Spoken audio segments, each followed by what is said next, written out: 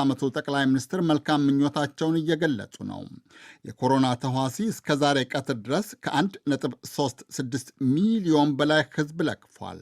76,000 ግድም ገሏል። በተለካፊዎች ብዛት ዩናይትድ ስቴትስ ከፍተኛውን ቁጥር ይዛለች፣ 368,449። በሟቾች ቁጥር የመጀመሪያውን ስፍራ የያዘችው አሁንም ኢጣሊያ ናት፣ 16,523። ጀርመን 103,717 ሰው ታሞባት 1,810 ሞቶባታል። የኢትዮጵያ የጤና ሚኒስቴር ዛሬ እንዳስታወቀው በተዋሲው መለከፋቸው የተረጋገጡ ሰዎች ቁጥር ወደ 52 ከፍ ብሏል። በሚኒስቴሩ መግለጫ መሠረት ባለፉት 24 ሰዓታት 264 ሰዎች ተመርምረው 8ቱ በተዋሲው መለከፋቸው ተረጋግጧል።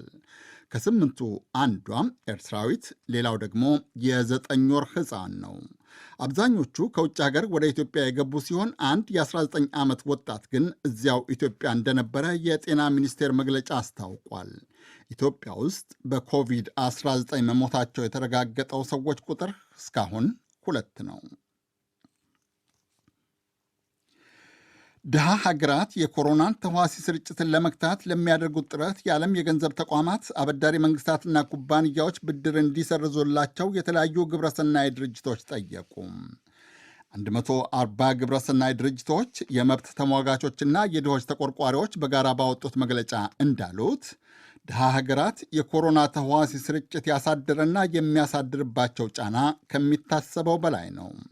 ድርጅቶቹ ነገ ከሚጀምረው ከቡድን 20 ጉባኤ የሥራ ኮሚቴ ስብሰባ ጋር እንዲገጣጠም አስበው ባወጡት መግለጫ እንዳሉት 69 ድሃ ሀገራት፣ አብዛኞቹ የአፍሪቃ ናቸው፣ ተጨማሪ እርዳታ ወይም የዕዳ ስረዛ ሊደረግላቸው ይገባል።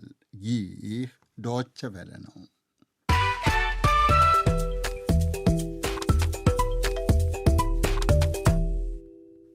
ዜናውን ለማብቃት ርዕሶቹን በድጋሚ ላስታውሳችሁ። የኮሮና ተዋሲ ስርጭትን ለመግታት የተለያዩ መንግስታት የተለያዩ እርምጃዎችን ቢወስዱም እስካሁን የተዋሲውን ስርጭት ማስቆም ግን አልተቻለም። በተዋሲው የተያዘው ቁጥር ከ1.36 ሚሊዮን በልጧል። የሟቾቹ ቁጥር ደግሞ 76,000 ግድም ነው። በተለካፊዎች ቁጥር ዩናይትድ ስቴትስ፣ በሟቾች ደግሞ ኢጣሊያ የመጀመሪያውን ስፍራ እንደያዙ ናቸው። ዓለም አቀፍ የገንዘብ ድርጅቶችና አበዳሪ መንግስታት ለድሆቹ ሀገራት ያበደሩትን ገንዘብ ቢያንስ ለ1 ዓመት ያክል እንዲሰርዙ የተለያዩ ግብረሰናይ ድርጅቶች ጠየቁ። ድርጅቶቹ እንደሚሉት 69 ድሃ ሀገራት ዕዳ ካልተሰረዘላቸው የኮሮና ተዋሲ ስርጭት ክፉኛ ይጎዳቸዋል። የዜናው መልእክት የእስካሁኑ ነበር። ለዓለም ዜና ነጋሽ መሐመድን አመሰግናለሁ። ቀጣዩ የዜና መጽሔት ነው። የዜና መጽሔት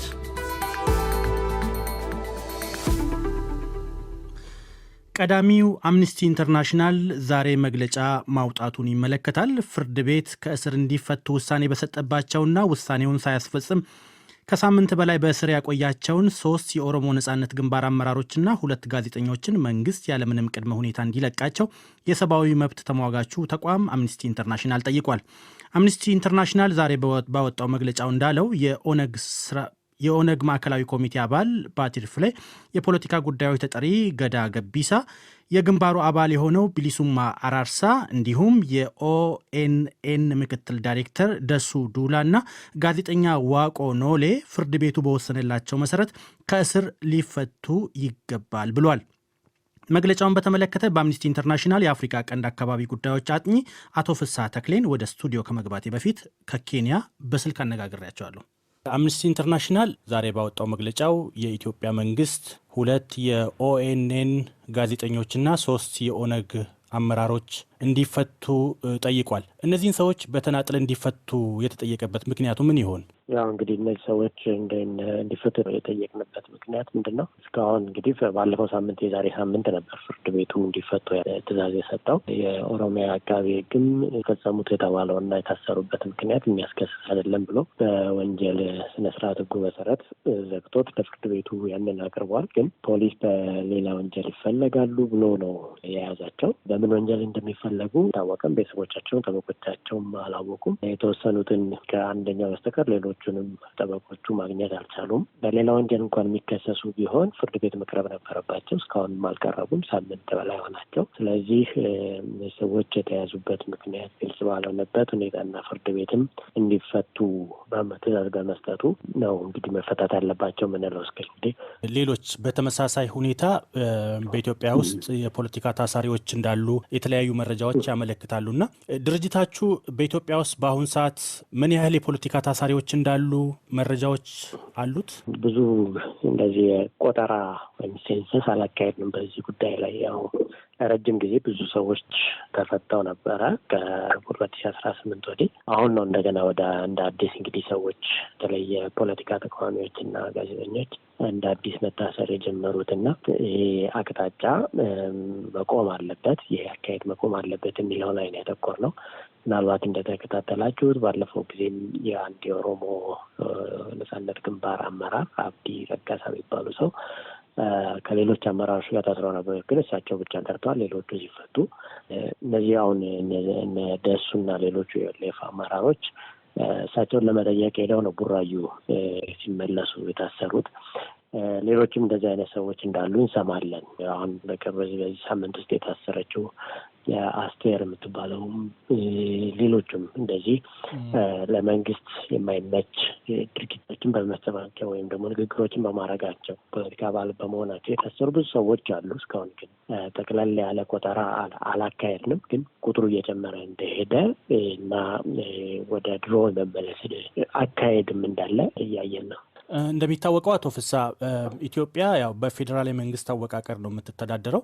እንግዲህ የፖለቲካ ታሳሪዎች በፌዴራል መንግስቱ ብቻ ሳይሆን በክልል መንግስታት አማካኝነትም እንደሚታሰሩ ይታወቃል እና አምነስቲ ኢንተርናሽናል የሚያወጣቸው መግለጫዎች የክልል መንግስታት ተግባራዊ እንዲያደርጉ በሚያስችል መልኩ የፌዴራል መንግስቱ ላይ ጫና ማሳደር ይቻላል? ምናልባት ቴክኒካል ሊሆን ይችላል። ግን የሰብአዊ መብትን ማስከበር ኃላፊነት የሀገሪቱ መንግስት ነው። የቀበሌ ወይ የወረዳ ወይ የክልል መንግስታት ይፈጽሙት እነዚህ መብቶች ዓለም አቀፋዊ ግዴታዎችን የሚጥሉት የሀገሪቱ መንግስት ላይ ነው። ለምሳሌ እነደሱ አሁን እነዚህ ኦኤልኤፍ ሰዎች የታሰሩት ቡራዩ ውስጥ ነው። በክልል መንግስቱ ነው የታሰሩት። በቡራዩ ፖሊስ ጣቢያ ነው የታሰሩት። ያም ሆነ ይህ ግን በአጠቃላይ ኢትዮጵያ ውስጥ ያለውን የሰብአዊ መብት ሁኔታ የመጠበቅና የማስከበር ኃላፊነት ያለበት የፌዴራል መንግስቱ ነው። እነሱ ናቸው የፈጸሙት ነው ያገባኝም የሚለው ነገር አያስኬድም። ኢቭን የኢትዮጵያ መንግስትም ላይ ብንሄድ ህገ መንግስቱ ላይ የተቀመጡ መብቶች ናቸው። ህገ መንግስቱ ላይ የተቀመጡ መብቶችን የማስፈጸም ኃላፊነት የሁሉም ነው። በተለይ ደግሞ የፌዴራል መንግስቱ ነው እና ይሄ አይመለከተኝም የክልል መንግስታት ናቸው የሚፈጽሙት የሚለው ነገር ከተጠያቂነት የሚያድን ነገር አይደለም። አቶ ፍስሐ ተክሌ በጣም ነው የማመሰግነው። መልካም ጊዜ ይሆንልዎት። እሺ፣ እኔም በጣም አመሰግናለሁ ታምራት። ተከታዩ ዘገባ የቦታ ለውጥ የተደረገለት የአትክልት ተራውን ጉዳይ ይመለከታል። በአዲስ አበባ አትክልት ተራ ይከናወን የነበረው የአትክልትና ፍራፍሬ ግብይት ከዛሬ ጀምሮ ወደ ጃን ሜዳ ተዘዋውሯል። ህዝቡን ከኮሮና ተዋሲ ለመጠበቅ ታስቦ የተወሰደው ይሄው እርምጃ መልካም ቢሆንም የምርት ማከማቻ አዳራሽ፣ መጸዳጃ ቤት፣ የመሸጫ መደብ የመሳሰሉ አስፈላጊ ጉዳዮች በጃን ሜዳ ለመዘጋጀቱ ነጋዴዎችን ስጋት ላይ እንደጣላቸው ተናግረዋል። ሸማቾች ደግሞ መንግስት ለህዝቡ ደህንነት ከማሰብና ቢቸገር የወሰነው በመሆኑ መታገስ ይበጃል ብለዋል። ደንቡን ተከትሎ ፒያሳ አትክልት ተራ የአትክልት ግብይት ሙሉ በሙሉ ተቋርጧል። ፖሊሶችና ደንብ አስከባሪዎችም ክልከላውን ለማስተግበር ከጠዋቱ ጀምሮ የወጡ ሲሆን ግብይት ለማከናወን የሞከሩት ላይ እርምጃ ሲወስዱ እንደነበርም ጅምላ አከፋፋዮቹ ለዶይቼ ቬለ ተናግረዋል። ሰለሞን ሙጬ ከአዲስ አበባ ዝርዝር ዘገባ አለው። የአዲስ አበባ ከተማ አስተዳደር ምክትል ከንቲባ ታከለ ኡማ ከቀናት በፊት በሰጡት መግለጫ ከተማዋን ሙሉ በሙሉ መዝጋት የማንወጣው ማህበራዊና ኢኮኖሚያዊ ቀውስ ከማስከተሉም በላይ ስርዓት አልበኝነትን ያመጣል ብለው ነበር። ይህም በመሆኑ መስተዳድራቸው አትክልት ተራን ከመዝጋት ይልቅ ወደ ጃን ሜዳ ማዛወሩ ይበጃል ብሎ ወስኗል። ከዛሬ ጀምሮ እንዲፈጸም ደንብ ሆኖ የተነገረው የአትክልት ተራን ግብይት አስቀርቶ ወደ ጃን ሜዳ የማድረጉ ውጥን የመጀመሪያው ቀን ስለሆነ ይመስላል ምርቶችን ብዛም አልገቡም። መተፋፈጉም እንዳለ ነበር። ጃን ሜዳ መንገድ ከመጠረጉና የተወሰኑ ችካሎች ከመተከላቸው በቀር የምርት ማከማቻ አዳራሾች፣ መጸዳጃ ቤቶች፣ የመሸጫ መደቦችና የመሳሰሉ ጉዳዮች በስፍራው አይታዩም። ድንብላል፣ ፔርሲ፣ ሰለሪ፣ ሾርባ ቅጠል፣ ባሮ ምናምን ነው የሚሸጠው። ያው እንግዲህ በርቀት ሆኖ ተብሎ ነበር። ርቀቱን የጠበቀ አይደለም። አሁን እንደምታየው ዛሬ የገባውን አትክልት ወደዚህ ሙቭ ለማድረግ የግድ እዚህ ጋር ቦታ መስተካከል አለበት። ሜዳ ነው፣ ምንም የተሰራ መጋዘን የለ፣ ቦታ የለ፣ ምንም የለ። ምን ላይ ነው አሁን? እዚህ አፈር ላይ ነው ጭቃ ላይ ነው የምንሸጠው። አትክልት ደግሞ የሚበላሽ ነገር ነው። ዝናብ ቢዘንብ በቃ መውጣት አንችልም። እንኳን አትክልት ደፍተህ የምንሸጥበት አይደለም። ቦታ ካልተሰራ ለአትክልት የግድ መጋዘን መሰራት አለበት። በጃን ሜዳ ያገኘኋቸው ነጋዴዎች እንዳሉት መንግስት ውሳኔው የህዝብን ጤና ከመጠበቅ ፍላጎት ያደረገው ቢሆንም ማሟላት የነበረበት ጉዳዮች እንደነበሩና እንዳልተሟሉ ጠቅሰዋል። ቲማቲም አለ፣ ምን አለ፣ አንድ መኪና ሽንኩርት ነው ያለው። ከዚህ ሌላ ምንም ነገር የለም። ሜዳ ነው ይሄ። ሜዳ ላይ ምን አምጥተህ ትዘረግፍበታለህ? እቃውስ ፀሐዩ አያመረቸው፣ ዝናቡ ሳያበሰብሰው ምን አለ ብለን እዚህ እንምጣ። እዛ ያለውን እቃ እንኳን ለማጣራት ጊዜ እንኳን ሰዓት ገደብ የለንም። እዛስ ቢሆን ስንት እናቶች አሉ ልጆቻቸው የሚያስተዳድሩበት። ስንት ጎርጓሪ አለ። ጎርጓሪ ማለት ለቃሚ ነው። ለቅሞ ቤተሰቡን ስንት ህጻናት የሚያስተምራለ። ለዛ ሰውስ ምን ተዘጋጀለት? ንግድ ፍቃድ ያለው ብቻ ይዞ መጣ፣ ቦታ ተሰጠው። ሌላው የት ይውደቅ? ምን ይብላ? እሺ በሽታው እዛ ብቻ ነው ያለው፣ እዚህ የለም። እዚህ ሰው አይበዛም፣ እዚህ ሰው አይከማችም። የለም መታገሱ ነው የሚበጀው። ይህንን ጊዜ ተቸግረንም ቢሆን ማሳለፍ አለብን። መንግስት ያደረገው ነገር ተገቢ ነው ያሉኝ ሸማቾችንም አግኝቻለሁ። መቼም መንግስት ለኛው ጥቅም ነው፣ ለማንም አይደለም። ቢጨንቀው ነው እኛን ለማዳን ህዝብ እንዳያልቅ ተብሎ ነው ይሄንን መፍትሄ ይሆናል ብሎ ያደረገው። ስለዚህ እኛም ደግሞ በትዕግስት መጠበቅ ነው ያለብን። ገበያው እስከሚቋቋም ድረስ በትዕግስት ነው መፍትሄ የሚገኘው፣ ከትዕግስት ነው። ፒያሳ አትክልት ተራ የነበረው ወከባና ግርግር ከወትሮ ጊዜ በተለየ ዝግ ሆኖ ተመልክቻለሁ። ግብይቱ ሙሉ በሙሉ ተቋርጧል። ውሳኔው ግን ሁሉንም ያካተተ ያሳምን አይደለም ያሉ ጅምላ የአትክልት አከፋፋዮችም ሀሳባቸውን ነግረውናል። አሉ የሚባሉ አትክልት ተራ ላይ የተወሰኑ ባለሀብቶች ወደ 3 እና 4 ባለሀብቶች ነው ተሰብስበዋል የሚባሉት፣ የሰማነው በኢንፎርሜሽን ደረጃ ማለት ነው። እነዚህ ነጋዴዎች ተሰብስበው ተስማምተው ወስነው መጥቷሉ ተብሏል። እነዚህ ነጋዴዎች አትክልት ተራ ላይ ያሉትን ህብረተሰብ ሙሉውን ይወክላሉ አይወክሉም ሌላ ጥያቄ ነው። ማን የወከላቸው? ህብረተሰብ ወክሏል፣ ነጋዴው ማህበረሰብ ወክሏል። እኔ በበኩሉ ብትለኝ እዚህ ያለው ህብረተሰብ እንደምታየው ሁሉም ነጋዴ እዚህ ቆመው እኛ አልወከልናቸውም፣ የምናውቀው ታሪክ የለም ነው። አትክልት ተራ በሁሉም አቅጣጫ ፖሊሶችና የደንብ አስከባሪዎች ደንቡን ሲያስከብሩ ነበር። ሸማቹም ወደ ውስጥ እንዳይገባ ሲከለከል ነበር። የተከፈቱ መሸጫ መደብሮች ካሉም ህግ እንዲያከብሩ ሲደረግ ተመልክተናል። ያንን በተላለፉት ላይም ደንብ አስከባሪዎቹ እርምጃ እየወሰዱ ነው። ጠዋትኛ በሚሸጥበት ሰዓት በግምት ከ12 ሰዓት ምናምን በሚሆንበት አካባቢ ሰዓት ግምት መጣው በዱላ ተጀመረ። ውጣ፣ ለቅ፣ ሂድ፣ ጥፋ፣ እንደዛ ተጀመረ። ያውቀው እንደተበተነ ሰው ምሩጦ ምናምን ወጣ ማለት ነው። በውሳኔው ነጋዴዎች ደስተኞች አለመሆናቸውን፣ ሸማቾች ደግሞ ከውሳኔው ጎን መቆማቸውን በቅኝታችን ታዝበናል። እታች አትክልት ተራ ጋር በጣም የተፋፈገና ጠባብ ነው። እንደ ልብ እንትን የምትልበት አይደለም። መጥፎም ጠረን አለ። እዚህ ግን ንጹህ አየር ቢያንስ ታገኛለህ። ስለዚህ ተመራጭ ነው፣ ይሻላል ብዬ ገምታለሁ። በአትክልት ተራ ከ800 በላይ ህጋዊ ነጋዴዎች እንደሚሰሩ ከነጋዴዎች ያገኘሁት መረጃ ያመለክታል። ለዲደብሊው ለተጠናቀረው ዘገባ ሰለሞን ሙጬ ነኝ ከአዲስ አበባ። ወደ ተከታዩ ዘገባ አልፈናል። አዳጊ ሀገራትና የእርዳታ ድርጅቶች ረሃብን ለመዋጋት ለዓመታት ባደረጉት ትግል ቀላል የማይባል ውጤትን አስገኝተዋል። የዓለም አቀፉ የረሃብ መረጃ ጠቋሚው መዘርዝር እንደሚያመለክተው ባለፉት 20 ዓመታት በዓለማችን የሚታየውን 31 በመቶ ያህል ረሃብን መቀነስ ተችሏል። ረሃቡን ለመቀነስ መሻሻል፣ የእርዳታ መርሃ ግብሮች መዘርጋታቸው ብቻ ሳይሆን የበርካታ ሀገራት ኢኮኖሚያዊና ፖለቲካዊ መሻሻልም ሌላው ሚና ነበር። የኮሮና ተዋሲ መዛመትን ለመቀነስ ጥረት በሚደረግበት በአሁኑ ወቅት ረሃብን ለመቅረፍ የተጀመረው ትግል ከፍተኛ ፈተና ሊገጥመው እንደሚችል ባለሙያዎች ይናገራሉ። የያን ቫልተርን ዘገባ ልደት አበበ እንደሚከተለው ታቀርበዋለች። በተለያዩ ሀገራት መሰረተ ልማቶች ከጊዜ ወደ ጊዜ በመሻሻላቸው በአንድ አካባቢ ተወስኖ የነበረው የምግብ ምርት በብሔራዊ ደረጃ ከዛም አልፎ በዓለም አቀፍ ደረጃ ሊቀርብ የሚችልበት ትስስር ተፈጥሯል። ይህ የምግብ አቅርቦት ሰንሰለት ግን በኮሮና ወረርሽኝ ምክንያት ሊቋረጥ ይችላል የሚል ስጋት አሳድሯል። የተባበሩት መንግስታት የምግብና የእርሻ ድርጅት ኤፍኤኦ በዓለም ላይ ያለውን የምግብ እጥረት ለማስወገድ የተጀመረው የትግል ሰንሰለት ሳይቋረጥ የሚቀጥልበት አማራጮች ሁሉ መተግበር ይኖርባቸዋል ይላል። ዓለም አቀፍ የሆኑ ድርጅቶችም አማራጮችን ማሰብ አለባቸው የሚሉ ደግሞ ቬልት ሁንጋ ሄልፍ የተባለው የጀርመን ግብረሰናይ ድርጅት ቃል አቀባይ ዚሞነ ፖት ናቸው። በመጀመሪያ ነገር በየሀገሩ ምን አይነት የቀውስ እርምጃዎች እየተወሰዱ ነው? ለምሳሌ ሰዎች ከቤታቸው እንዳይወጡ ታግደዋል። እነዚህ የታገዱ ሰዎች ከቤታቸው መስራት ይችላሉ? በተለይ ደግሞ ፕሮጀክት ወዳላቸው አካባቢዎች መጓዝ ይችላሉ? እነዚህ ሁሉ ነገሮች ከዚህ ቀደም በነበረው መልኩ እንዳይካሄድ ሊዳርጉ ይችላሉ።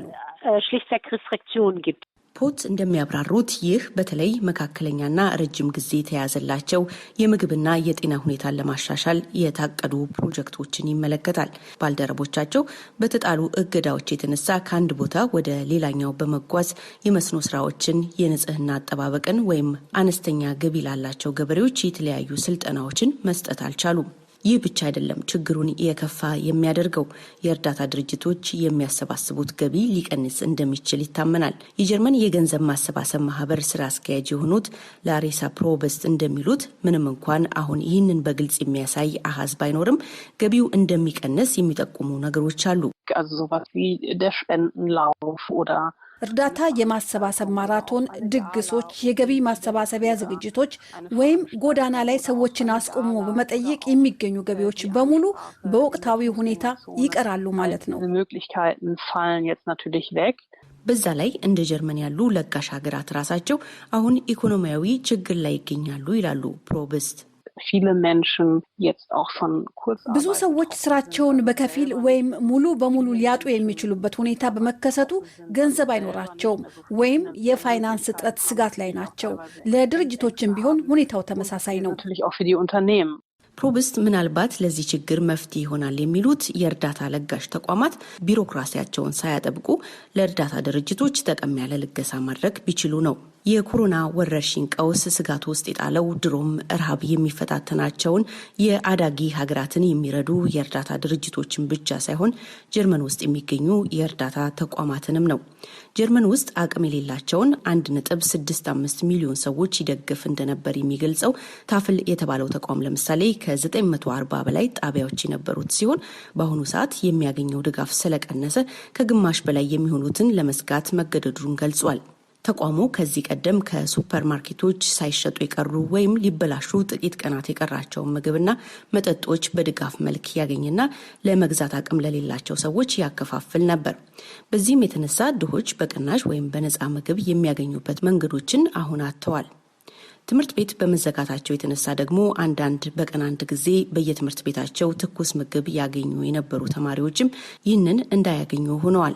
የተባበሩት የዓለም የምግብ ፕሮግራም WFP ያዘጋጀው አንድ ካርታ እንደሚያመላክተው በኮሮና ወረርሽኝ ምክንያት በዓለም ላይ 370 ሚሊዮን የሚሆኑ ህጻናት በተለመደው መንገድ በትምህርት ቤት ያገኙ የነበረው የምሳ ሰዓት ምግብ ተቋርጦባቸዋል። የዓለም የምግብ ፕሮግራም ከነዚህ ውስጥ ለ12 ሚሊዮን ለሚሆኑት ድጋፍ ያደርግ ነበር። ተከታዩ ዘገባችን ወደ አሶሳ ነው የሚወስደን።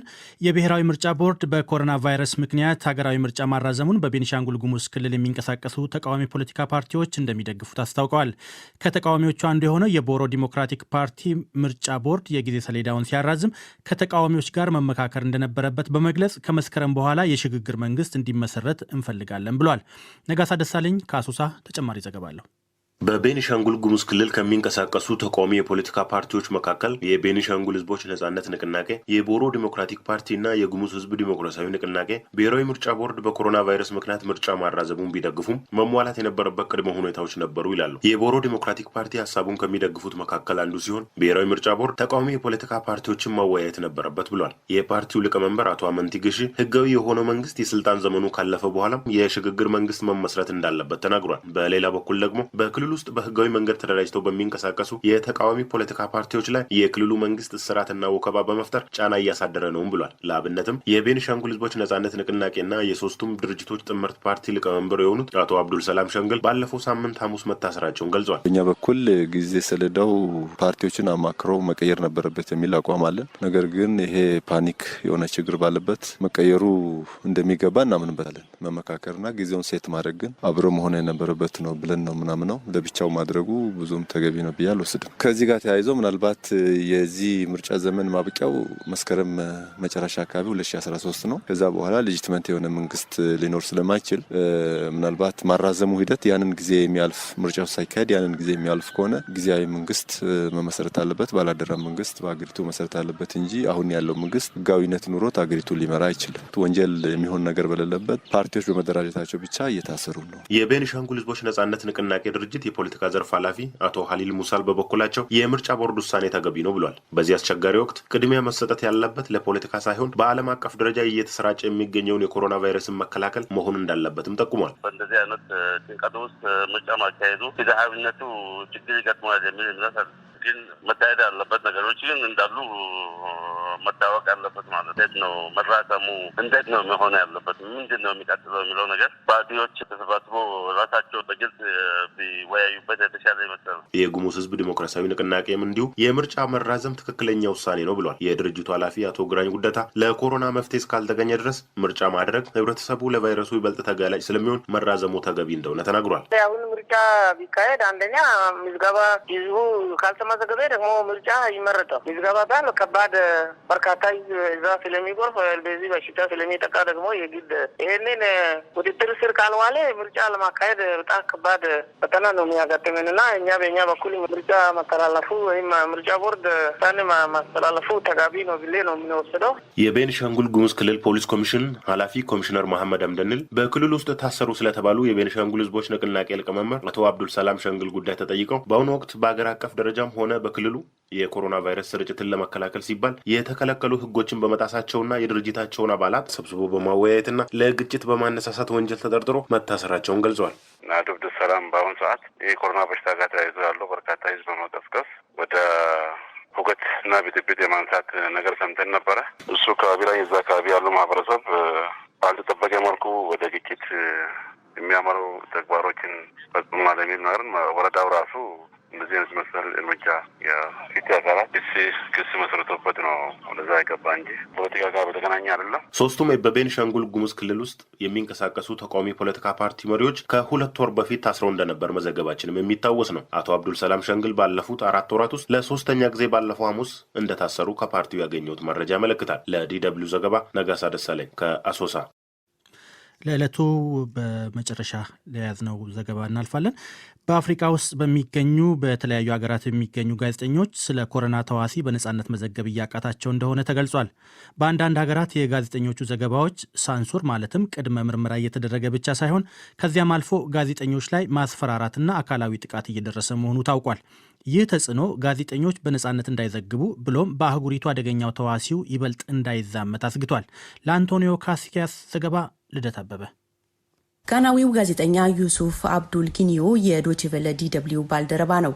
የኮሮና ተዋሲን በተመለከተ ሰሞኑን ቃለመጠይቅ ለማድረግ ወደ ጎዳና ሲወጣ የገጠመው ዱላ ነበር።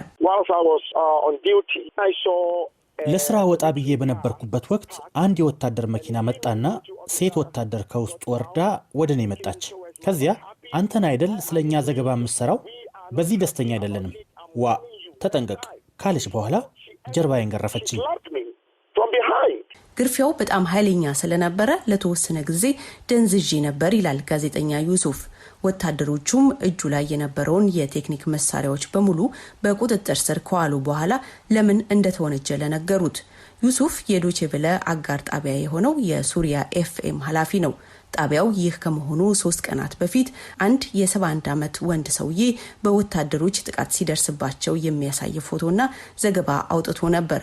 ይህ የሆነው የኮሮና ወረርሽኝን ለመግታት ፖሊስ የታገደውን የጎዳና ላይ እንቅስቃሴ ተግባራዊ በሚያደርግበት ወቅት ነው። በዚህ ደግሞ ፖሊሶቹ ደስተኛ አይደሉም። ከጋና 2000 ኪሎ ሜትር ራቅ ብሎ ሬዲዮ ካፒታል በተባለው በጊኒ ቢሳው የግል ሬዲዮ ጣቢያ የሚሰራው ሰሪፎ ታውል ካማራም ተመሳሳይ ሁኔታ ነው የሚገልጸው። ጫና እየደረሰበት ያለ ጋዜጠኛ እኔ ብቻ አይደለሁም። ከጥቂት ቀናት በፊት 2 የራዲዮ ካፒታል ባልደረቦቼ ከአቃቤ ሕግ ደብዳቤ ደርሷቸዋል። የሲዳዴ ኤፍኤም አንዲት ባልደረባ ደግሞ ከስራ ተባራለች። እኔ ከቀናት በፊት ከሬዲዮ ጣቢያው ወደ ቤቴ ልሄድ እንደወጣው የወታደር ልብስ የለበሱ ወንዶች መጥተው ክፉኛ ደበደቡ። ይህ የሆነው እኩለ ሌሊት ላይ ነው። ልክ እንደ ሌሎች ሀገራት ሁሉ በጊኒ ቢሳውም በኮሮና ወረርሽኝ ምክንያት የአስቸኳይ ጊዜ አዋጅ ታውጇል። የህዝብ የትራንስፖርት አገልግሎቶች ተቋርጠዋል። ገበያዎች ከጠዋቱ 1 ሰዓት እስከ 5 ሰዓት ብቻ ነው ክፍት የሚሆኑት። ጎዳና ላይ ተሰብስቦ መቆምም ይሆን የተቃውሞ ሰልፍ ማካሄድ ላልተወሰነ ጊዜ ታግዷል። የኮሮና ወረርሽኝን ለመክታት በሚል የሰዎች እንቅስቃሴ በመላው ደቡብ አፍሪካ ከታገደ 11ኛ ቀኑ ነው። አዛራ ካሪም ደቡብ አፍሪካ ውስጥ ኒውስ 24 የተባለው የዜና ጣቢያ ባልደረባ ናት። ሰዎች ከቤታቸው እንዳይወጡ የታወጀበት የመጀመሪያው ዕለት በፖሊስና በጸጥታ አስከባሪዎች የሚደርሰውን ጥቃት በአይኗ ለመታዘብ ችላለች። ስላለው ድባብ ለመዘገብ የምኖርበት አካባቢ ወጣ ብዬ ነበር የምትለው አዛራ በርካታ ፖሊሶች ሰዎችን ጎዳና ላይ ሲያድኑና የጎማ ጥይት ሲተኩሱ እንደተመለከተች ትገልጻለች። እሷም ለጥቂት ነው የተረፈችው። ፊቴን አዞርኩና እጄን ከፍ አድርጌ በተቻለ መጠን በተደጋጋሚ ጋዜጠኛ እንደሆንኩ በመግለጽ መታወቂያን አሳየኋቸው። ወታደሮቹ ምናልባት 5 ሜትር ርቀት ላይ ሳሉ ነው ጥይታቸውን ወደ እኔ ማነጣጠራቸውን ያቆሙት። አፍሪካ ውስጥ በዲሞክራቲክ ሪፐብሊክ ኮንጎ፣ ሴኔጋልና ኡጋንዳ ጋዜጠኞች ላይ በፖሊስ ጥቃት መድረሱን ድንበር የለሽ የጋዜጠኞች መብት ተሟጋቹ ድርጅት ሪፖርተርስ ዊዛውት ቦርደርስ አስታውቋል። ኢትዮጵያ ውስጥ ደግሞ 2 የውጭ ሀገር ጋዜጠኞች በተዋሲው ተይዘዋል በማለት 30,000 ተከታዮች ያሉት አንድ የኢንተርኔት ገጽ ላይ የሐሰት መረጃ መለቀቁንም ድርጅቱ ገልጿል። መረጃዎች ይታፈናሉ፣ ተቀይረው ይቀርባሉ። ተቺ ጋዜጠኞች የሀገሪቱ ጦማሪያን ክትትል ይደረግባቸዋል፣ ይታሰራሉ፣ ወይም ወዴት እንደተወሰዱ እንኳን አናውቅም። እነዚህ አምባገነናዊ እርምጃዎች ደግሞ ቫይረሱ ይበልጥ እንዲሰራጭ ያደርጋሉ ይላሉ የድንበር የለሽ የጋዜጠኞች መብት ተሟጋቹ ድርጅት የቀድሞ ሊቀመንበር አባል ካቲያ ግሎገር። ወደ ሳምንታዊ ዝግጅቶቻችን ተሸጋግረናል። አድማጮች፣ ቀዳሚው ጤናና አካባቢ ነው። የዛሬው ጤናና አካባቢ መሰናዷችን የተፈጥሮ ሀብት የማዳን ስራ በትግራይ ክልል ርዕሰ ጉዳዩ ነው። በትግራይ በየዓመቱ የተፈጥሮ ሀብት ለመታደግ የሚደረግ ነፃ የአፈርና ውሃ ጥበቃ ስራ ዘንድሮ ከየካቲት ወር መጀመሪያ ጀምሮ እየተካሄደ ቆይቷል። እንደ ክልሉ ግብርናና ገጠር ልማት ቢሮ መረጃ በዘንድሮ የተፈጥሮ ሀብት የማዳን ስራ በክልሉ የሚገኝ 1.1 ሚሊዮን ህዝብ እየተሳተፈበት የነበረ ሲሆን የኮሮና ተዋሲ ወረርሽኝ በፈጠረው ስጋት የዓመት እቅዱ 50 በመቶ ከተከናወነ በኋላ ለጊዜው ቆሟል። በተፈጥሮ ሀብት ጥበቃ ስራው የሚሳተፉ ገበሬዎች እንደሚሉት ይህ ስራቸው አካባቢያቸው ከበረሃማነት እየታደገ የተሻለ ምርት እንዲገኝ እየረዳቸው መሆኑን ይናገራሉ። ለዝግጅቱ ሚሊዮን ኃይለስላሴ። ጤናና አካባቢ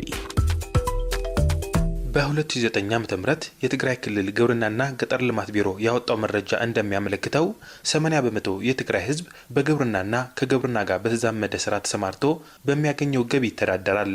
በትግራይ ምሁራን መድረክ ቀርቦ የነበረ የዶክተር ጉዑሽ ብርሃነ ጥናታዊ ጽሑፍ ላይም በትግራይ የግብርናው ዘርፍ በህዝቡ ኑሮ ላይ የሚፈለገውን ለውጥ አለመፍጠሩ ከ1.5 ሚሊዮን በላይ በግብርናው የተሰማራ ህዝብ አሁንም በእርዳታ እንደሚኖር ይጠቁማል። ለዚህም እንደ ምክንያት የሚቀርበው በክልሉ በከፍተኛ መጠን የነበረው የአፈር ለምነትና የአፈር መሸርሸር ችግር፣ በአጠቃላይ የተፈጥሮ ሀብት መመናመን ቀዳሚ ተደርጎ ይቀርባል። እንደ ትግራይ ክልል ግብርናና ገጠር ልማት ቢሮ መረጃ 60 በመቶ ተራራማ የሆነው የትግራይ መሬት የግብርና ምርትን በከፍተኛ ሁኔታ የሚቀንስ የመሬት መሸርሸርና የእርጥበት እጥረት ይታይበታል። ተከታታይ ጦርነቶች፣ ለረዥም ዘመናት የታረሰ መሬት መሆኑ እንዲሁም የተፈጥሮ ሀብት ጥበቃ ስራ አለመሰራቱ ችግሩን በእንቅርት ላይ እንደሚባለው አድርጎት ቆይቷል። ይህ ሁኔታ ለመቀየር በክልሉ 30 ዓመታት ገደማ የዘለቀ ተከታታይ ተፈጥሮ ሀብትን የመታደግ ስራ እየተከወነ ይገኛል። የትግራይ ግብርናና ገጠር ልማት ቢሮ ምክትል ኃላፊና የተፈጥሮ ሀብትና ምግብ ዋስትና ዘርፍ ኃላፊ የሆኑት አቶ ክፍሎም አባዲ እንደሚሉት የአብዛኛው ህዝብ የኑሮ መሰረት በሆነው ግብርና ላይ ለውጥ ለማምጣት በትግራይ ተፈጥሮ ሀብትን መታደግ ዋነኛ አጀንዳ ሆኖ መቆየቱ ያስረዳሉ። የክልሉ ዋነኛው ችግር ምርትና ምርታማነት ነው እንደ ትልቅ ችግር የተወሰደ። ለዚህ ደግሞ ያው የአፈር መሸርሸር በጣም የአፈር ለምነት ችግር፣ የአፈር መሸርሸር፣ ውሃ እጥረት የመሳሰሉ ችግሮች እንዳሉ በዝርዝር ከተጠና በኋላ ተፈጥሮ ሀብትን መሰረት ያደረገ የግብርና እድገት ዘንድ የኢንዱስትሪ እድገት የሚል ነው በፖሊሲ ደረጃ ተቀርጾ ወደ ስራ የተገባው ማለት ነው። በሚሊዮኖች በሚቆጠር የክልሉ ህዝብ በየዓመቱ የሚከወነው ይህ የተፈጥሮ ሀብትን የመታደግ ስራ 70 በመቶ አርሶ አደር በነጻ ተሳትፎ፣ የቀረው ደግሞ በሴፍቲኔትና ሌላ አማራጭ በኩል በሚደረግ ዝቅተኛ ክፍያ ይከወናል። በአብዛኛው የካቲት ወር የሚጀመረው በትግራይ ተፈጥሮ ሀብትን የማዳን የእርከን ስራ አሁን ላይ ተጨባጭ ለውጥ በግብርናው ዘርፍ ላይ እየፈጠረ መሆኑ አርሶ አደሮች ይናገራሉ። የተፈጥሮ ሀብት መታደግ ስራው ለመመልከት ከ2 ሳምንታት በፊት ከመቀለ 30 ኪሎ ሜትር ርቀት ላይ ወደምትገኘው ድድባ የተባለች የገጠር ቀበሌ ተጉዘን ነበር። በርካቶች የገጠር ቀበሌዋ ነዋሪዎች አፈሩ የተሸረሸረና ደኑ የተመነጠረ ተራራ በማልማት እንዲሁም እርከን በመስራት ላይ ይገኛሉ። አቶ ኪዱ በላይ ከነልጆቻቸው ተፈጥሮ ሀብትን በማዳን ስራ ላይ ተጠምደዋል። የአፈርና ውሃ ጥበቃ ስራው በየዓመቱ ነው የምንከውነው። ይህ ተፈጥሮን የማዳን ተግባር በግብርና ስራችን ላይ ከፍተኛ አዎንታዊ ለውጥ እየፈጠረ ስለመጣ በየዓመቱ በፈቃደኝነት ለ40 ቀናት እንሰራለን። አሁን በእኛ አካባቢ በየዓመቱ የካቲት 1 የተፈጥሮ ሀብት ለማዳን የአፈርና ውሃ ጥበቃ ስራ መስራት ይጀምራል። እኛ ብቻ ሳንሆን ልጆቻችን፣ ሚስቶቻችን እንዲሁም እንስሳቶቻችንም ጨምሮ በዚሁ የወደመ ተፈጥሮ የማዳን ተግባር ይሳተፋሉ። ይህ ለመስራት የተለየ ቅስቀሳ አይሻም። የተለመደ ስለሆነ በየዕለቱ ወጥተን ወደ ስራው እንሰማራለን። በበኩሌ ከነ ቤተሰቦቼ ላለፉት 26 ዓመታት በተከታታይ በዚሁ ተፈጥሮን የማዳን ስራ ስሳተፍ ዘልቄያለሁ። የአፈርና ውሃ ጥበቃ ስራው ሰርተን ብቻ የሚያበቃ ሳይሆን የሰራው ስራ ችግኝ ተተክሎበት ሰውና እንስሳ እንዳይገባበት ህብረተሰቡ ተስማምቷል። ማንም እንስሳ ከያአትዮ ደማ ምክላልና ምስ ህብረተሰብና ምርዳእ ገርና ማለት ነው። በዚህ ዓመት ሊደረግ ታስቦ የነበረው የተፈጥሮ ሀብት ማዳን ስራው በኮሮና ቫይረስ ወረርሽኝ ምክንያት ለጊዜው ቢቆምም ከየካቲት ወር መጀመሪያ ጀምሮ በመላ ትግራይ በተካሄደ ስራ የእቅዱ 50% መፈጸሙ ሪፖርቶች ያመለክታሉ። በትግራይ እንደርታ ወረዳ የሚኖሩት ቄስ አብርሃም በአፈርና ውሃ ጥበቃ ስራው ላለፉት 28 ዓመታት መሳተፋቸው ይገልጻሉ። ሞሪያቱ እንደዚህ አልነበረም። ከዚህ የከፋ ነው የነበረ። እዚህም ልምዱ የተሻሸለ ሆኖ ነው እንጂ እንደዚህ አልነበረም በፊቱ። በዚህ አሚና እንደዚህ ነበረ። አሁን ግን በደንብ አድርገን እንሰራ ብሎ መጀመሪያ ሚይጥ ያደርጋል። በዚሁ ለ10 ዓመታት የዘለቀ የተፈጥሮ ሀብት መታደግ ስራ በክልሉ የአፈር መሸርሸር ቀንሷል፣ የግብርና ምርታማነት ጨምሯል፣ ደርቀው የነበሩ ወንዞችን መመለሳቸው እንዲሁም ሌሎች በርካታ ጥቅሞች መገኘታቸው የክልሉ ግብርናና ገጠር ልማት ቢሮ ምክትል ኃላፊ አቶ ክፍልም አባዲ ያስረዳሉ። ብዙ ጥቅሞች ነው የተገኘ። ዋናው ነገር የምርትና ምርታማነት ማሳደግ፣ የግብርና እድገት ስናስብ የአፈር ለምነት ጉዳይ ቅድሚያ የሚመጣ ነው። የውሃ ጉዳይ፣ የእርጥበት ጉዳይ ቅድሚያ የሚመጣ ነው። የተረጋጋ አግሪ ኢኮሎጂ ከመፍጠር ቅድሚያ የሚመጡ ነገሮች ናቸው። ስለዚህ ከዚህ አንጻር ስናየው ያው ከጊዜ ወደ ጊዜ የአፈር ለምነት እየጨመረ እንደሄደ ነው የተለያዩ ጥናቶች የሚያሳዩ። ለምሳሌ መቀሌ ዩኒቨርሲቲ በዚህ በቅርብ ጊዜ ያጠናው የትግራይ የአፈር ለምነት ከነበረበት ከ53% በላይ ያደገ መምጣቱ ነው የሚያሳየው። የአፈር መሸርሸር ደግሞ በሄክታር ድሮ የነበረበት ያው 42 ቶን ሄክታር እንደነበረ አንጉን ወደ 17% ከዛ በታች እየወረደ እንደሆነም ነው የሚያሳየው። የከርሰ ምድር ውሃ ስናየው ደግሞ ድሮ ከ10 ሜትር በታች ማግኘት የምንቸገርበት የነበረ በተለያዩ አካባቢዎች የወተር ቴብል የምንለው የከርሰ ምድር ውሃ ወደ 3 ሜትር ከፍ ያለበት ሁኔታ እንዳለ የተለያዩ ጥናቶች ያሳያሉ። ስለዚህ እነዚህ አሁን እንወስደው በምርትና ምርታማነት ማሳደግ ትልቅ አስተዋጽኦ ያላቸው ጉዳይ ነው። የግብርና ባለሙያው አቶ በሪው ሀጎስ አርሶ አደሮች በእርከን ስራ ላይ ሲሰማሩ በቅርበት ክትትል የሚያደርጉ ባለሙያ ናቸው። አርሶ አደሩ በአመት ለ20 ቀናት በነጻ የሚያደርገው ዘመቻ በረሃማነት የቀነሰ በአየር ንብረት ለውጥ ላይም የራሱ አዎንታዊ ሚና ይፈጠር ይሉታል። አሁን ለዚህ አመት አሁን እዚህ የሚይዘውን ውሃ ለዚህ የሚዘራውን እህል እንትን አለው ኢፌክት አለው፣ ራሱ ፖዚቲቭ ኢፌክት አለው ማለት ነው። በቀጣዩ ደግሞ ይህን ውሃ ይዞ ፖርኩሌት አድርጎ ታች የውሃ ምንጭ ለመፍጠር ነው፣ የውሃ እንትን ለማጎልበት ነው የሚጠቅመው ማለት ነው። ስለዚህ የመጨረሻ ግቡ ምርትና ምርታማነት ለመጨመር ነው። ክላይሜትን ጋር በጣም እንትን አለው ኢፌክት አለው ባይዘው። ይሄ እንደዚህ የምናየው በጣም የተራቆተ መሬት ነው የሚመስለዋል። ዘንድሮ ግን ይተከላል። ይሄን ተክለን እንክብካቤ ስናደርግለት ያው በክላይሜትን በጣም እንትን አለው ማለት ነው። ፖዚቲቭ ኢፌክት ያመጣል። በድድባ የገጠር ቀበሌ በነበረን ቆይታ እንደተመለከት ነው ወጣቶች፣ ሽማግሌዎች፣ ህጻናት ያዘሉ ሴቶች ሳይቀሩ በተፈጥሮ ሀብት ማዳን ስራው ላይ ተሳታፊ ናቸው። ደቂ አንስትዮ ማዕረና ንሳተፍ ምስ ደቂ ተባዕትዮ ማለት ነው። ብልልና ኮታ ሴቶች ልክ እንደ ወንዶች እኩል እንሳተፋለን። ባለን ኮታ መሰረት በዚሁ የአፈርና ውሃ ጥበቃ ስራ በነጻ እንሰራለን። ሁሉም ጥቅሙ ለራሱ መሆኑ ተገንዝቧል። በየዓመቱ ለውጦች እናያለን። በረሃ ሆኖ የነበረ አካባቢያችን አሁን ላይ እያገገመ ነው። ጠፍተው የነበሩ የውሃ ምንጮችም ተመልሰዋል። ይህ እያየን እንዴት አንሳተፍም? ዞሮ ዞሮ እኛ መተዳደሪያችን ግብርና ስለሆነ ተፈጥሮን የማዳን ስራ ለወንዶች ብቻ የምንተው አይደለም።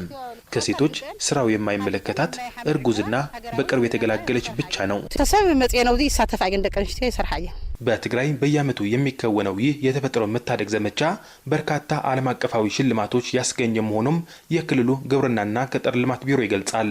ከ2 ዓመት በፊት በቻይና ከዛ በፊትም በብራዚልና ሌሎች ሀገራት በተደረገ የአየር ንብረት የተፈጥሮ ሀብት ምርጥ ተመክሮ መድረኮች ላይ ቀርቦ ተቀባይነት ማግኘቱ ይጠቀሳል።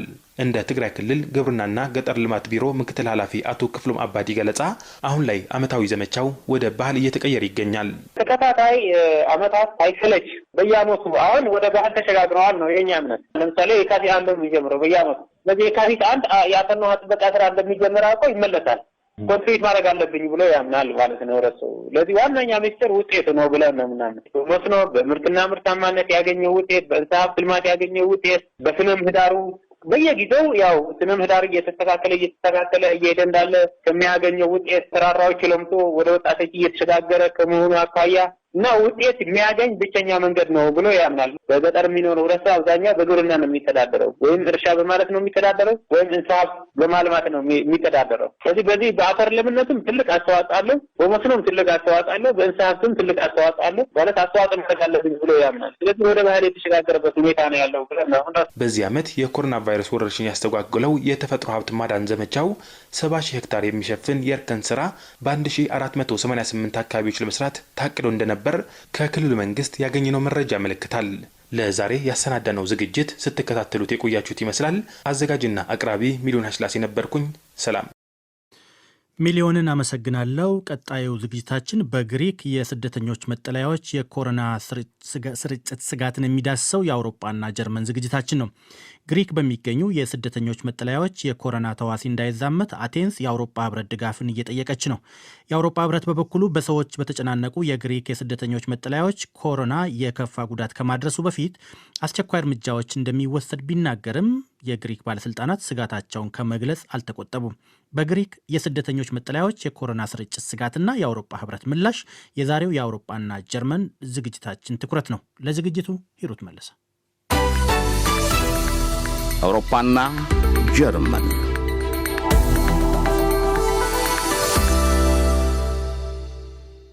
የኮሮና ተዋሲ ወረርሽኝ በየትኛውም ስፍራ የሚገኝ የሰው ልጅ ጭንቀት ሆኗል። በሽታውን ለመከላከል መንግስታት ልዩ ልዩ እርምጃዎችን ተግባራዊ አድርገዋል። ከቤት አትውጡ ክልከላዎች አንስቶ ህብረተሰቡ በያለበት አካላዊ ርቀትን ጨምሮ ልዩ ልዩ የጥንቃቄ እርምጃዎችን እንዲወስድ እየተመከረ ነው። የበሽታውን ስርጭት ለመቀነስ እስረኞች እየተፈቱ ነው። ሰዎች ተፋፍገው የሚኖሩባቸው አካባቢዎችም ትኩረት እየተሰጣቸው ነው። እዚህ አውሮፓ በተለይም በግሪክ በሚገኙ የስደተኞች መጠለያዎች የኮሮና ስርጭት እያሰጋ ነው። 110,000 የሚሆኑ ስደተኞች በሚገኙባት በግሪክ ከ40,000 በላይ የሚሆኑት በሰዎች በተጨናነቁ የስደተኞች ጣቢያዎች ውስጥ ነው የተጠለሉት። ከመካከላቸው 19,000 የሚደርሱ ስደተኞች የሚገኙበት የሞሪያው መጠለያ አንዱ ነው። ይህም በግሪክ የስደተኞች መጠለያዎች የኮሮና ስርጭት ስጋት እንዲያይል አድርጓል። በተለይ በሁለት የስደተኞች መጠለያዎች በኮሮና የተያዙ ሰዎች ከተገኙ በኋላ ስጋቱ ጨምሯል። በአሁኑ ጊዜ ሁለቱም መጠለያዎች ተገልለው እንዲቆዩ ተደርጓል። ወደ ግሪክ የሚመጡ ስደተኞችም የኮሮና ምርመራ ከተደረገላቸው በኋላ ነው ወደ ሀገሪቱ የሚገቡት። በተለይ ሌስቦስ ወደ ተባለችው ደሴት የሚሄዱ ስደተኞች ለ14 ቀናት በለይቶ ማቆያ ውስጥ እንዲቀመጡ እየተደረገ ነው። ከመካከላቸው አንዱ ይህ ኡጋንዳዊ ስደተኛ እንደሚለው በተደረገለት ምርመራ ከተዋሲው ነፃ መሆኑ ቢነገረውም ለይቶ ማቆያ ውስጥ ነው የሚገኘው። በግሪክ መንግስትና በዩኤንኤችሲአር በለይቶ ማቆያ ውስጥ ነው የምንገኘው። መጥተው ሁላችንንም መረመሩን። ሁላችንም ከተዋሲው ነፃ ነበርን። ሆኖም ለ14 ቀናት ተገለን እንድንቆይ ተደረግን። በቅርቡ ወደ ሌስቦስ ደሴት የገቡ ከ100 በላይ ስደተኞች የኮሮናን ስርጭት ለመቀነስ ሲባል ተለይተው እንዲቆዩ ተደርጓል። 3,000 ስደተኞች በሚገኙበት በሪቶስና ሰሜን ግሪኩ መጠለያ ባለፈው ሳምንት ሐሙስ በኮሮና የተያዘ አንድ ሰው ለመጀመሪያ ጊዜ ከተገኘ በኋላ በዚያ በሚገኙ ስደተኞች ላይ በተካሄደ ምርመራ 20ዎቹ ላይ በሽታው መኖሩ ሲታወቅ ነው ስፍራው ተለይቶ እንዲቆይ የተደረገው። ባለፈው እሁድም በተመሳሳይ ሁኔታ ግሪክ ዋና ከተማ አቴንስ አቅራቢያ በሚገኝ ሌላ የስደተኞች መጠለያ በተዋሲው የተያዘ ሰው ከተገኘ በኋላ መጠለያው እንዲገለል ተደርጓል። ይህኛው መጠለያ ደግሞ ማላካሳ የተባለውና ከአቴንስ 45 ኪሎ ሜትር ርቀት ላይ የሚገኝ 1800 ስደተኞች የተጠለሉበት ስፍራ ነው። የሀገሪቱ ጠቅላይ ሚኒስትር ኪሪያኮስ ሚትሶታኪስ እንዳሉት የአውሮፓ ህብረት በስደተኞች መጠለያዎች ያለው ሁኔታ እንዲሻሻል ይበልጥ ሊሰራ ይገባል፣ ስደተኞቹንም ወደ ሌሎች ሀገራት መውሰድ ይኖርበታል ሲሉ አሳስበዋል። ሚትሶታኪስ ግሪክ ችግሩን ለመፍታት የበኩሏን ጥረት እያደረገች መሆኑን ገልጸው ከአውሮፓ ህብረት በኩል ግን በቂ ድጋፍ አልደረሰንም ሲሉ ቅሬታቸውን ገልጸዋል። የአውሮፓ ህብረት በበኩሉ በግሪክ የስደተኞች መጠለያዎች ያለውን ችግር ለመፍታት የተቻለውን ሁሉ ጥረት በማድረግ ላይ መሆኑን ነው የተናገረው። የህብረቱ የውስጥ ጉዳዮች ኮሚሽነር ኤልቫ ጆሃንሰን በሰዎች በተጨናነቁት የግሪክ የስደተኞች መጠለያዎች ባንዱ ኮሮና በወረርሽኝ መልክ ቢከሰት ምን ታደርጋላችሁ ተብለው ከዶች ቨለ ለቀረበላቸው ጥያቄ ሲመልሱ ይህ እንዳይከሰት የማናደርገው ነገር አይኖርም ብለዋል። ይህንን ማስቀረት አለብን። ይህ ቀውስ እንዳይከሰት ሁሉንም ነገር ማድረግ ይገባናል። ለዚህም ነው አሁን ከግሪክ መንግስት ጋር የአስቸኳይ ምላሽ የድርጊት መርሃ ግብር ላይ በጋራ የምንሰራው። ይህ አሁን ስራ ላይ እየዋለ ነው። እናም አሁን ማድረግ ያለብን እጅግ ተጋላጭ የሆኑትን ሰዎች ከመጠለያ ጣቢያ በአስቸኳይ ማስወጣት ነው። ወረርሽኙ በእነዚህ መጠለያዎች ከተከሰተ ችግር ላይ እንዳይወድቁ በሆቴሎች በመኖሪያ ህንፃዎች እንዲቆዩ በማድረግ በሕክምና መሳሪያዎችና በሕክምና ባለሙያዎች እንዲሁም በሌሎችም እርምጃዎች በመደገፍ ነው ችግሩን ለመከላከል ከግሪክ ባለስልጣናትና ከዓለም አቀፉ የስደተኞች ጉዳይ ድርጅት እንዲሁም ከተባበሩት መንግስታት የስደተኞች ጉዳይ ከፍተኛ ኮሚሽን UNHCR ጋር በቅርበት የምንሰራው። የተወሰኑ የአውሮፓ ህብረት አባል ሀገራት ከሳምንታት በፊት በግሪክ የስደተኞች መጠለያዎች ያለ ወላጆቻቸው ብቻቸውን የሚኖሩ በመቶዎች የሚቆጠሩ ታዳጊ ወጣቶችን ለመከፋፈል ተስማምተው ነበረ። ምናልባትም የአውሮፓ ህብረት አሁን እተገብረዋለሁ የሚለው አስቸኳይ መርሃ ግብር እነዚህን የሚያካትት ይሆን? ዶቼ ቬለ ለጆሃንሰን ያቀረበላቸው ሌላ ጥያቄ ነበረ። ይህ ለበሽታው እጅግ ተጋላጭ የሆኑትን በእድሜ የገፉ ሰዎችና ታማሚዎች ከመጠለያ ጣቢያው የተሻሉ ወደሚባሉ ሆቴሎች የሚወስድ አስቸኳይ እቅድ ነው። ሰዎቹ በዚህ አይነት ሁኔታ መጠለያዎች ውስጥ አይቆዩም። ካለ ወላጅ በስደተኞች መጠለያ ጣቢያዎች ውስጥ ብቻቸውን የሚገኙ ታዳጊ ህጻናቶችን ከጣቢያዎቹ የማስወጣቱ ጉዳይም ጥሩ ሁኔታ ላይ ነው። እነዚህ ህጻናትን ለመቀበል 8 ሀገራት ዝግጁ ናቸው። እናም ልጆቹን ካሉበት የማዛወሩ ስራ በመጪዎቹ ሳምንታት ይከናወናል ብዬ ተስፋ አደርጋለሁ። አሁን ልጆቹ ወደ ጊዜያዊ ማዕከላት እየተዛወሩ ነው። በዚያም የኮሮና ምርመራ እየተደረገላቸው ነው። ወደ አባል ሀገራት ለሚካሄደው ዝውውር ዝግጅት ላይ ናቸው። እናም ይላሉ ጆሃንሰን፣ ከመጠን በላይ በሰዎች በተጨናነቁት መጠለያዎች ስደተኞችን ለመቀነስ ሀገራቱ ያሳዩት ትብብር በጣም ጠቃሚ መልእክት እያስተላለፈ ነው። ያም ሆኖ ግን ህብረቱ ለዓመታት በግሪክ በአስቸጋሪ ሁኔታ ውስጥ ለቆዩት ስደተኞች መፍትሄ ባለመፈለግ መወቀሱ አልቀረም። ኤልቫ ጆሃንሰን ግን በበኩላቸው ኃላፊነታቸውን እየተወጡ መሆኑን ነው የሚናገሩት። ኃላፊነቱን ከተረከብኩ አንስቶ አዲስ የስደተኞችና የተገን ጠያቂዎች ውል ለማዘጋጀት በጣም እየሰራን ነው። ይህንንም ምክር ሀሳብ በቅርቡ አቀርበዋለሁ። በሁሉም አባል ሀገራት ተቀባይነት ሊያገኝ ይችላል የሚል ተስፋ አለኝ። እኛም ከግሪክ መንግስት፣ ከግሪክ ባለስልጣናትና ከተባበሩት መንግስታት ድርጅቶች ጋር በሰዎች በተጨናነቁት በእነዚህ መጠለያዎች ሁኔታዎች እንዲሻሻሉ ለመርዳት እንዲሁም ስደተኞችንም ወደ ሌሎች ሀገራት በመውሰድና ወደ መጡበትም በመመለስ በመጠለያዎቹ ያለውን ጫና ለመቀነስ በቅርበት እየሰራን ነው። የአውሮፓ ህብረት ደቡባዊ ድንበር ከሚባሉት ሀገራት አንዷ ግሪክ ወደ ሰሜን አውሮፓ የመሻገር ሙከራ የሚያደርጉ ስደተኞች መተላለፊያና በርካታ ተገን ጠያቂዎችና ስደተኞችም የሚገኙባት ሀገር ናት። የግሪክ የተገን አሰጣጥ ሂደት መጓተትና የስደተኞቹም ቁጥር መበራከት ስደተኞች በግሪክ ለመጉላላታቸው በምክንያትነት ይቀርባል። ግሪክ በበኩሏ ከአቅሜ በላይ ናቸው የምትላቸውን እነዚህን ስደተኞች አባል ሀገራት እንዲከፋፈሉ ስትጠይቅ ቆይታለች። ከግሪክ የመጠለያ ጣቢያዎች አንዳንዶቹ በስደተኞች መጨናነቃቸው ያሳሰበው ኮሮና ከመከሰቱም በፊት ነው። በግሪክ ለተፈጠረው ለዚህ ችግር ተጠያቂው ማን ይሆናል የተባሉት ጆሃንሰን ግሪክን ተጠያቂ ቢያደርጉም ሌሎች የህብረቱ አባል ሀገራትም ኃላፊነት እንዳለባቸው ሳይጠቅሱ አላለፉም። አዎ ግሪክ ውስጥ ለተፈጠረው ሁኔታ ኃላፊነቱ የግሪክ መንግስት ነው።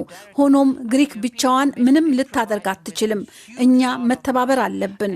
የአውሮፓ ህብረት ኮሚሽን ብዙ ገንዘብ እየሰጠ ነው። ችግሩ ያለበት ቦታ ለሚገኙ ሰዎች ተጨባጭ ድጋፍ እያደረገ ነው። እነሱን ለመርዳት ሌት ተቀን እየሰራ ነው። መንግስታዊ ያልሆኑ ድርጅቶችና የተባበሩት መንግስታት ድርጅቶች እየረዷቸው ነው። ስለዚህ እነሱ እኛና የግሪክ መንግስት እንዲሁም የግሪክ ባለስልጣናት ኃላፊነት አለብን።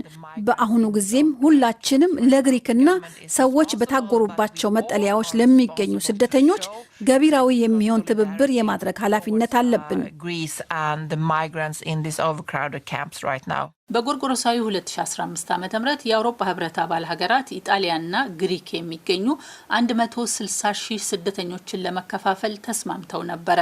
ከ5 ዓመት በኋላ አሁን ግሪክ በሺዎች የሚቆጠሩ በአስከፊ ሁኔታ የተያዙ ስደተኞች የሚገኙባት ሀገር ናት። በጊዜያዊው የስደተኞች መከፋፈል ስምምነት ከ28ቱ የአውሮፓ ህብረት አባል ሀገራት 2/3 ቢስማሙም መጨረሻ ላይ ከግሪክና ከኢጣሊያ የተወሰዱት ስደተኞች ወደ 40 ሺህ ገደማ ብቻ ናቸው። ታዲያ አሁን በሰዎች ለተጨናነቁት የግሪክ የስደተኞች መጠለያዎች ኮሮና መፍትሄ ያመጣ ይሆን?